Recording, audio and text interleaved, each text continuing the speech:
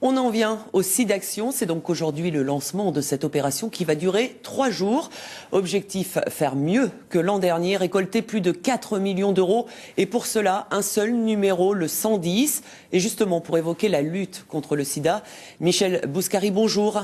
Bonjour. Vous êtes le président d'AIDS pour le Poitou-Charentes. Alors, on le sait, les avancées thérapeutiques sont très importantes, mais il ne faut pas crier victoire trop tôt. C'est vraiment ça, le message cette année. Oui, tout à fait.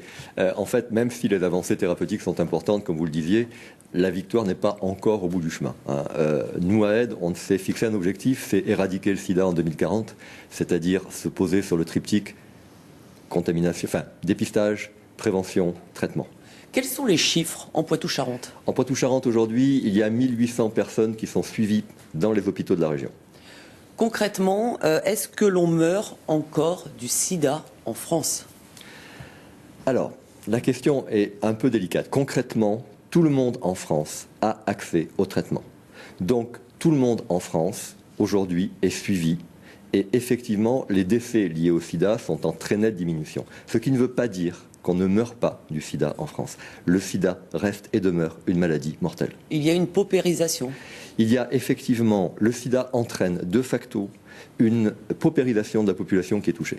Et à partir de ce moment-là, cette situation peut entraîner, dans certains cas, et on le constate de plus en plus du fait de la situation économique, des arrêts thérapeutiques. C'est-à-dire que tout simplement, des gens n'ont plus les moyens de se soigner. Alors, dans le même temps, vous lancez la semaine XY. Alors, à Poitiers, ça débute demain. Lundi, à La Rochelle, une semaine sur les sexualités qui débute donc dans les prochains jours. Quel est le concept, en fait? Alors, en fait, AIDS, depuis très longtemps, travaille en permanence sur la prévention.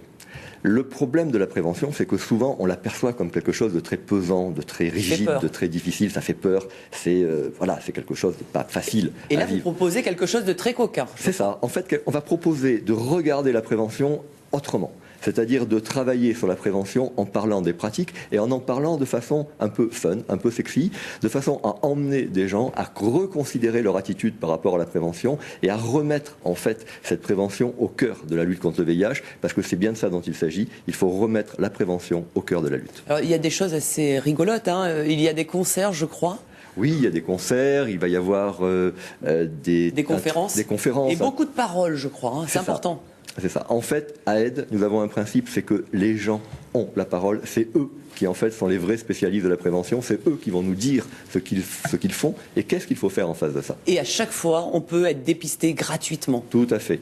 AIDS est depuis très très longtemps, enfin depuis maintenant plus d'1 an, engagé dans quelque chose qui est le dépistage anonyme et gratuit par l'intermédiaire de ce qu'on appelle les tests rapides d'orientation diagnostique. C'est rapide, c'est une demi-heure et on sait de quoi on parle. Merci beaucoup Michel Bouscari d'avoir répondu à nos questions ce midi.